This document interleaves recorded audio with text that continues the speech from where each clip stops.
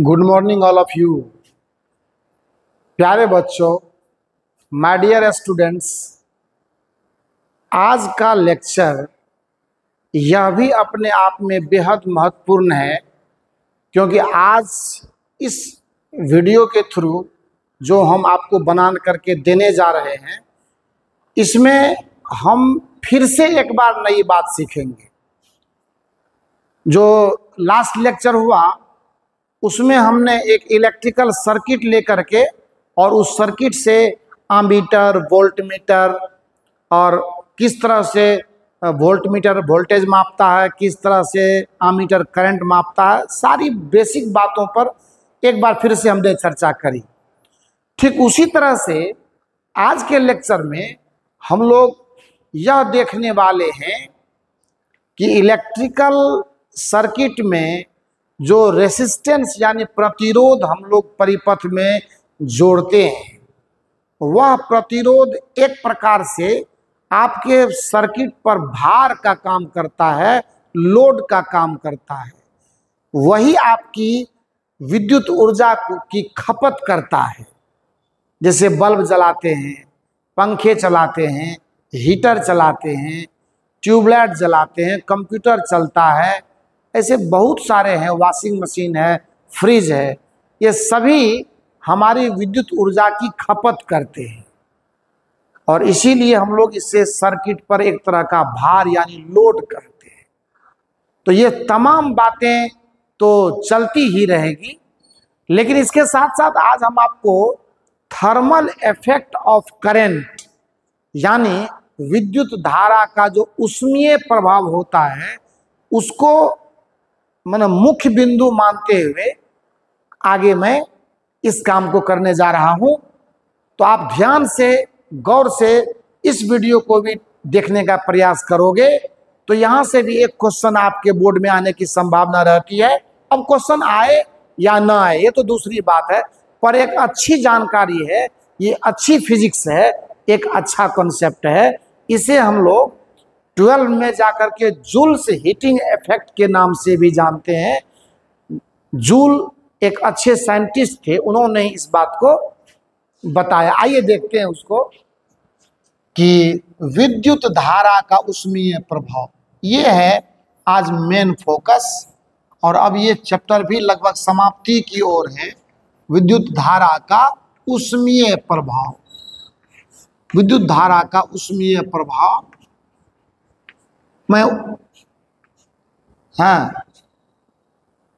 Heating effect of current कहते हैं इसको। क्या कहते हैं बच्चे? Heating effect of current. याद रखिएगा, मैं फिर से आपको याद दिला दूं कि हम लोग डीसी के साथ वर्क कर रहे हैं, मतलब डायरेक्ट करंट, मतलब दिष्ट धारा। उससे जो हीटिंग इफेक्ट यानी ऊष्मा पैदा होगा, मैं उसकी बात करने वाला हूं। आइए, किन किन बातों पर वो निर्भर करता है, जूल साहब ने क्या क्या सिखाया इस मामले में, एक सर्किट लेता हूं मैं। और ये सारी पढ़ाई जो मैं आपको करके दे रहा हूं, एक स्वतंत्र विचारधारा से आया हुआ है। किसी भी बंधन में बंध करके ये काम मैंने नहीं किया है। मैंने एक सही तरीके से एक सही कॉन्सेप्ट आप तक पहुंचाने का प्रयास किया भी है और अभी भी मैं कर रहा हूं। और बस एक ही इच्छा है कि आपका रिजल्ट बेहतर हो, आप अच्छे स्कोर करें अपने बोर्ड एग्जामिनेशन में, एंड फ्यूचर के लिए कॉन्सेप्ट को संभाल कर रखें। देखा जाए, सपोज कीजिए ये हमने एक बैटरी लगा दी और स्विच अभी ऑफ है, ये रेसिस्टेंस आर है।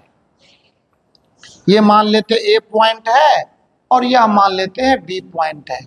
जो प्रैक्टिकल ऑब्जर्वेशन में आया वो मैं आपसे बात करने वाला हूं कि क्या होता है अगर सपोज कीजिए कि t बराबर 0 पर हमने स्विच ऑन कर दिया।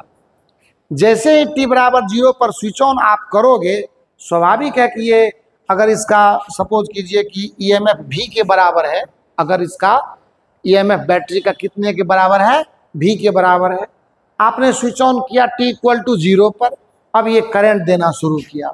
जैसे ही करंट देना शुरू करेगा, बस ये रेसिस्टेंस अपना खेल चालू कर देगा, ये प्रतिरोध क्या करेगा, ऊर्जा को खपत करना शुरू करेगा। तो जूल साहब ने अपने प्रयोग में, ये जूल्स हीटिंग इफेक्ट का ये एक्सपेरिमेंट है, एक तरह से प्रयोग है। उन्होंने क्या क्या चीजें देखी इसमें, और किस तरह से जो कंज्यूम्ड इलेक्ट्रिकल एनर्जी है, यानी विद्युत ऊर्जा जो खपत हो रही है, वो ऊर्जा, वो एनर्जी किन किन बातों पर निर्भर करता है, इसी को मेन फोकस पॉइंट माना गया है इस लॉ में, इस इफेक्ट में, यानी उसमें प्रभाव में। जो उष्मा ऊर्जा जो पैदा हो रही है ना, जो इलेक्ट्रिकल एनर्जी के खपत होने से जो हीट एनर्जी जनरेट हो रहा है, तो उसका वैल्यू कितना होता है और किन किन बातों पर निर्भर करता है, उसी की मुख्य चर्चा है। हम कहते क्या है कि जब कभी भी किसी प्रतिरोध से होकर विद्युत धारा प्रवाहित होती है, तो उस प्रतिरोध, क्योंकि उसका तो नाम ही प्रतिरोध है, एनर्जी तो शॉर्ट कराएगा ही, विद्युत ऊर्जा खपत करेगा ही। लेकिन खपत की गई विद्युत ऊर्जा कभी कभी आपको लाइट भी देता है, प्रकाश भी देता है। बल्ब जलता है कि नहीं जलता है?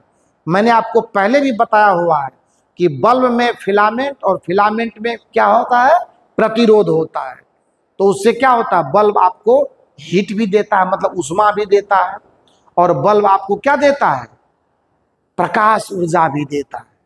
तो प्रकाश ऊर्जा की तो चर्चा नहीं है यहाँ, सिर्फ उष्मा ऊर्जा कितना आपको मिल रहा है, ये उसके मद्देनजर ये काम किया जा रहा है। आइए देखते हैं कि जब कभी भी किसी, लिखते हैं, जब कभी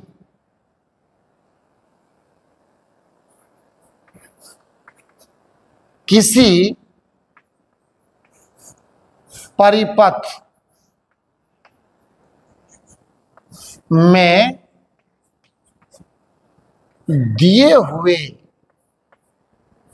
देखिए बड़ा आराम से मैं चीजों को लिख रहा हूं, दिए हुए प्रतिरोध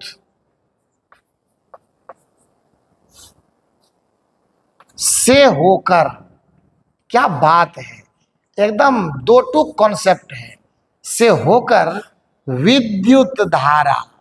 और शायद आपको मैं बार बार ये अलर्ट करता हूं कि विद्युत धारा मतलब कौन सी विद्युत धारा, डीसी प्रवाहित किया जाता है।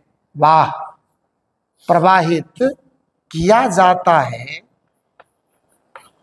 ना। तो क्या होता है, तो उष्मा ऊर्जा उत्पन्न होती है। क्या होती है, उष्मा ऊर्जा, यानी हीट एनर्जी, हीट एनर्जी उत्पन्न होती है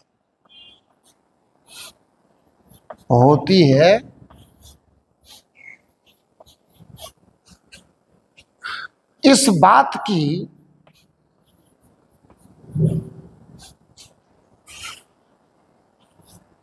प्रायोगिक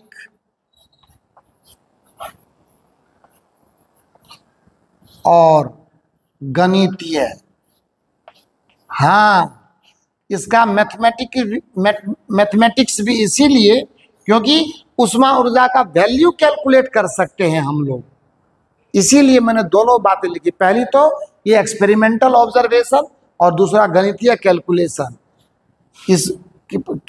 इस बात की प्रायोगिक और गणितीय जानकारी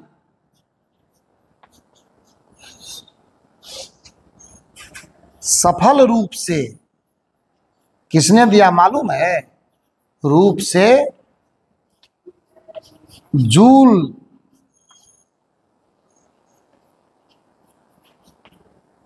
साहब ने दिया था।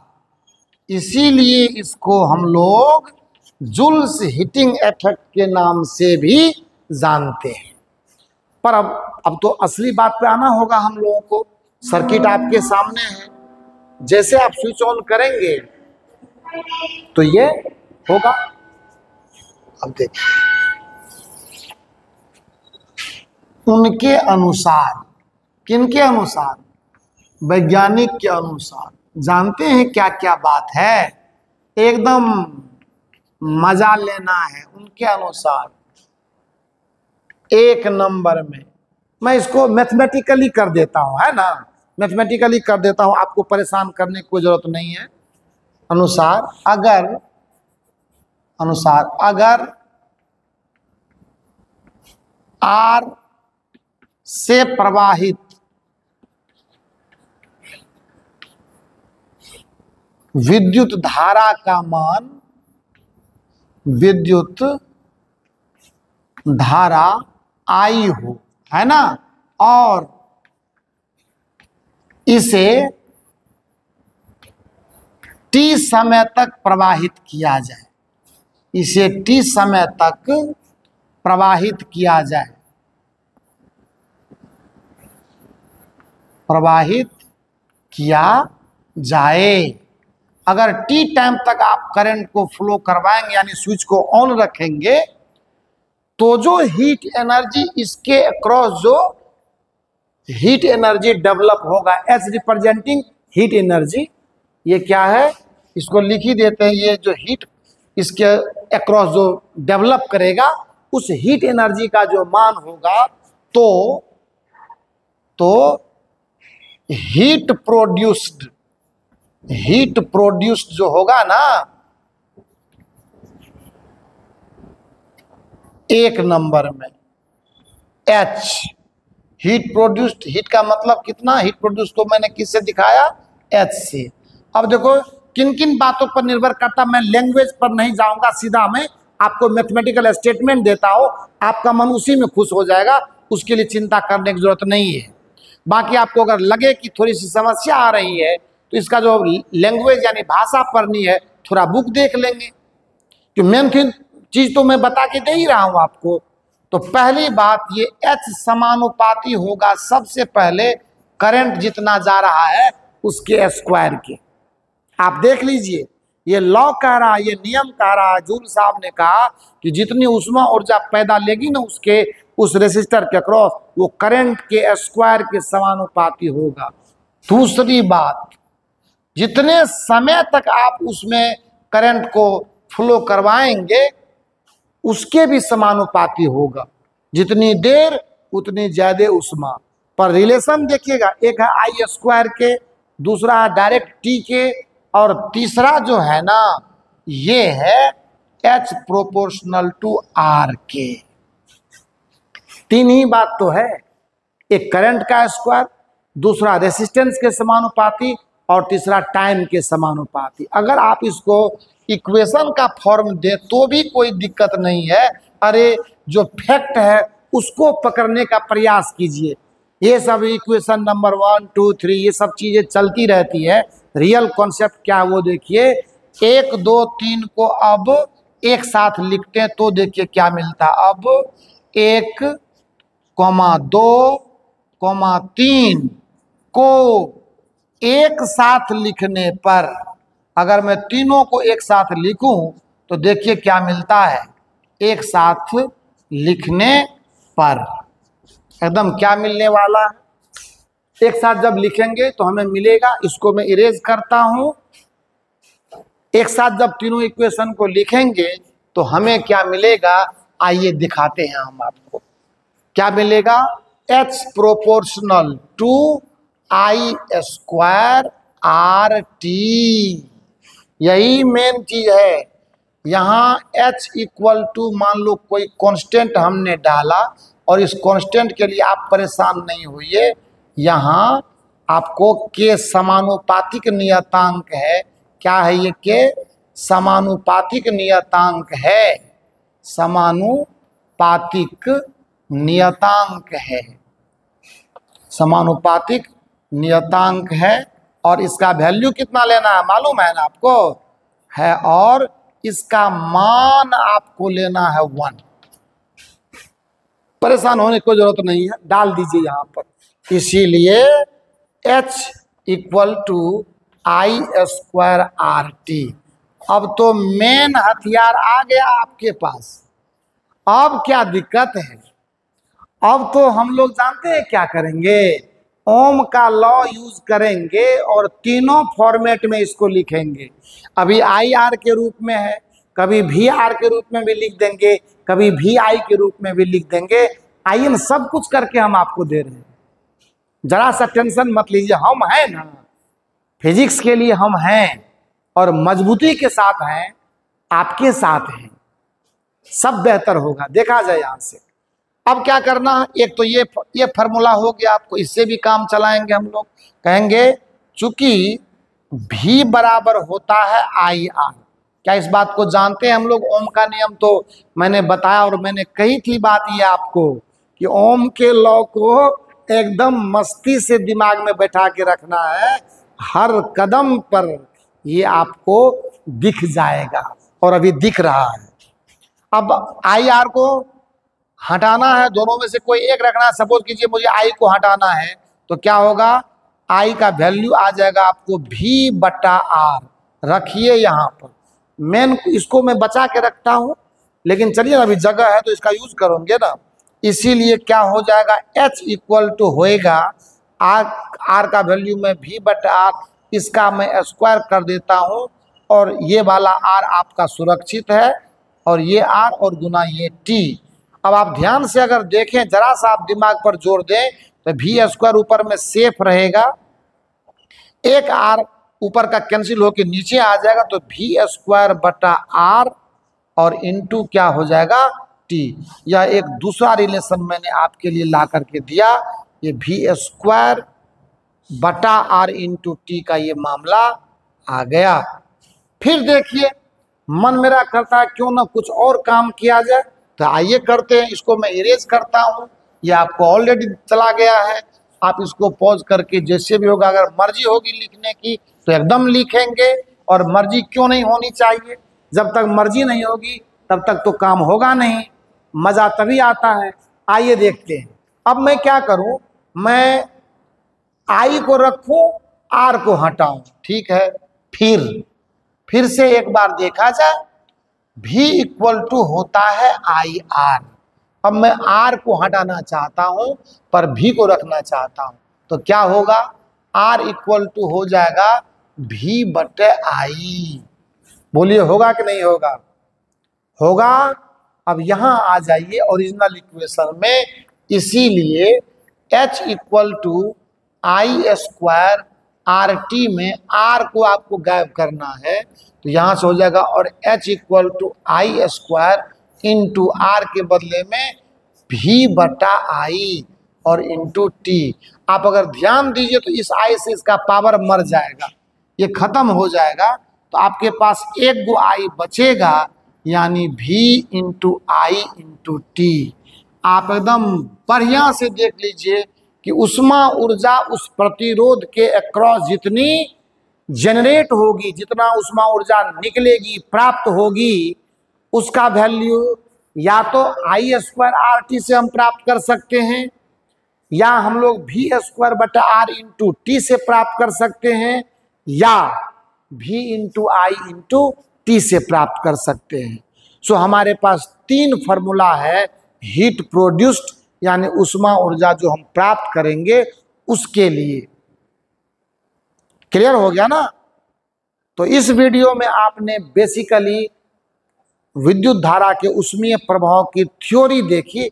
एक छोटा सा प्रॉब्लम देख लेते हैं, और वो प्रॉब्लम क्या है, मैं आपको इसको मैं इरेज करता हूं, और जब मैं इरेज कर दूंगा, इसको जब मिटा दूंगा, तब जा करके आपको, है ना। अब देखिए, जब एक बार हम लोग बेसिक पढ़ लेते हैं ना, तो क्या एकदम कोई तकलीफ नहीं। मैं छोटा सवाल इसमें देता हूं आपको, आइए लिखते हैं सवाल को। कहते हैं, क्वेश्चन कहता है कि दिए हुए परिपथ पर विचार करें। परिपथ पर विचार करें, एकदम करें तो बिल्कुल करेंगे, क्यों नहीं करेंगे, विचार करें, ठीक है। हम परिपथ, इन्होंने सर्किट हमें दिया, मैं खूबसूरत एक बना देता हूँ। सवाल यहाँ पर है, शायद आपको जिस तरह का सवाल मैंने कल दिखाया था उसी पैटर्न को मैं ला रहा हूँ। अरे यार, अरे यार, थोड़ा मस्त तरीके से यहाँ, हाँ आपको तो लगता होगा, और मुझे लगता है ना कि मैं अगर वही वाला सारा डेटा इसमें लगा दूं तो मुझे कोई परेशानी नहीं होगी और ना आपको समझने में परेशानी होगी। लगा देते हैं। 10 ओम है, 10 ओम है, 10 ओम है और ये 10 वोल्ट है। शायद आपको इसको देख करके पता पड़ जाएगा कि यही सेम प्रॉब्लम था, है ना। अगर आपको ये भी ध्यान हो तो मैंने आपको सिखाया था कि अगर ये बैटरी आई करंट दे रहा है और इधर अगर I1 जा रहा है तो इसमें पक्की बात है कि I माइनस I1 जाएगा। मैंने कल आमीटर लगाया था, मतलब कल नहीं, लास्ट लेक्चर में, और यहाँ पर भी मैंने आमीटर, यहाँ भी वोल्ट मीटर, यहाँ भी। आज उस सब की जरूरत नहीं है, आज हमें दूसरी बात सीखनी है। सो I माइनस I1, यहाँ से I माइनस I1, इधर से I1 और इस जंक्शन पर ऐड होकर के फाइनली I बाहर आ जाएगा आपके स्विच ऑन करने के बाद। तो इस प्रकार से करंट बटेगा, ये मालूम है हम लोगों को।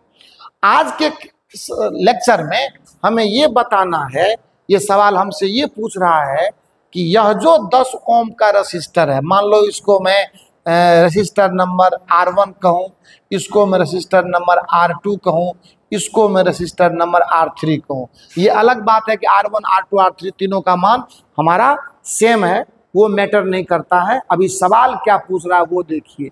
सवाल कह रहा है कि अगर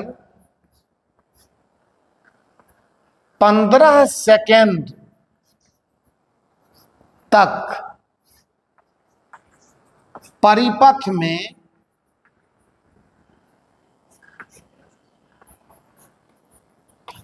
विद्युत धारा, परिपथ में विद्युत धारा प्रवाहित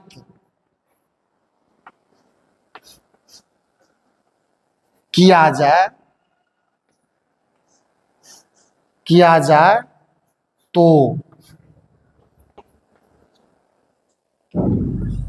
R2 और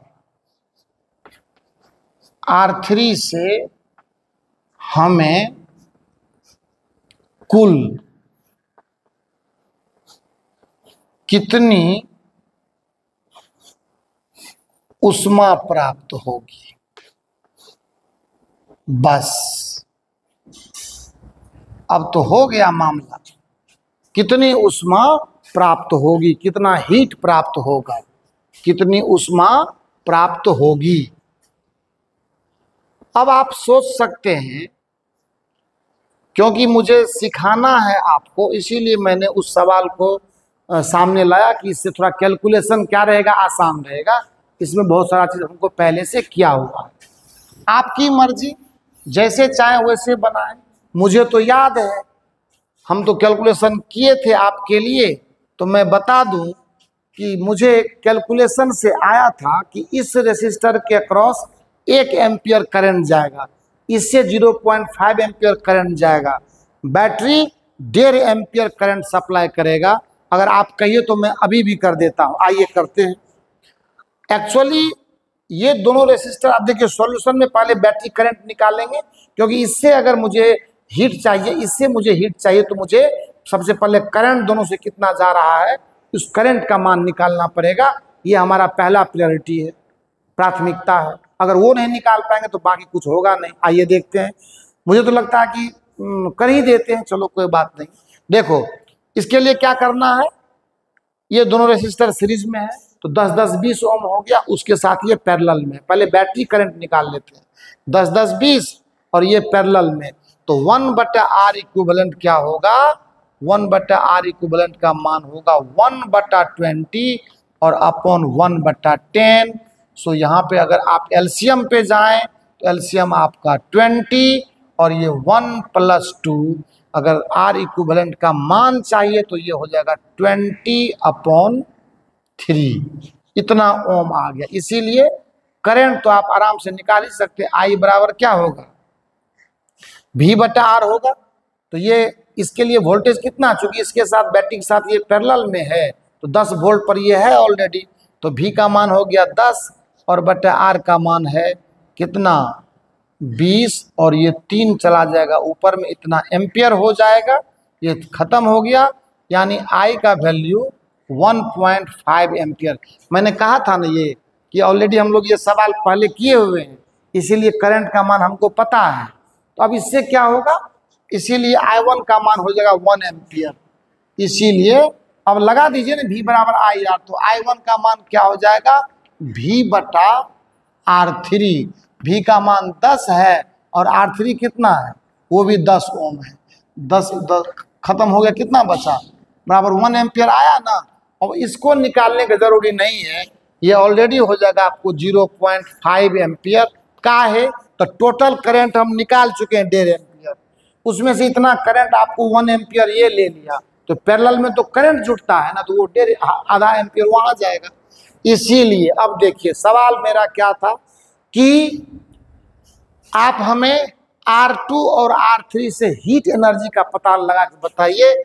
इसीलिए H, मैं R2 की बात करता थ्रू R2, तो क्या होगा I माइनस I1 का स्क्वायर गुना R2 और गुना T। कोई हाथ पैर मैला करने का जरूरत नहीं है, कोई झंझट ही नहीं है, कॉन्सेप्ट जिंदाबाद है। उसको हमने एडॉप्ट कर लिया, उसको हमने सीख लिया, फिर सारा झंझट खत्म। यहां देखिए ये इक्वल टू हो जाएगा, ये इक्वल टू हो जाएगा 0.5 का स्क्वायर इंटू R2 है 10 और T आपका 15 सेकेंड है, तो 15 हो गया। इतना जूल आपने एनर्जी प्राप्त की। तो देखिए ये 0.25 होगा इंटू 10 और इंटू 15 जूल, तो कितना हो जाएगा बताया जाए। अगर मैं इधर देखूं तो कितना हो जाएगा 2.5 इंटू 15 जूल। 15 पचे 75 के 5 हाथ में बचा 7, 15 दूना 30, 30 7 37 और पॉइंट यहाँ लग जाएगा 37.5 जूल। ये R2 का आपको हीट हो गया। तब R2 जब प्राप्त हो चुका है तो क्यों ना हम चर्चा इसकी भी कर लेते हैं। इसीलिए HR1 सॉरी R3 होगा ना, ये HR3, तो R3 का वैल्यू कितना आ जाएगा। तो देखिए वही बात, I1 स्क्वायर गुना R3 और गुना T, ये बिल्कुल आराम से हो जाएगा। ये 1 एम्पियर है तो 1 इंटू R3 है 10 और T है 15 जूल, यानी होगा 150 जूल। एकदम इस सवाल को भी हम लोगों ने बना लिया। ठीक है, तो इस लेक्चर को हम यहीं तक रखते हैं, क्योंकि जो थर्मल इफेक्ट ऑफ करंट है उसका main theory, main formula, circuit का भी हेल्प लिया, सवाल भी बनाया। आप चैनल को सब्सक्राइब करो, ये मेरी आपसे रिक्वेस्ट है, और आप ज्ञानवर्धन में लीन हो जाओ। बोर्ड एग्जाम आपके सर पर है, माथा मेरा दर्द कर रहा है।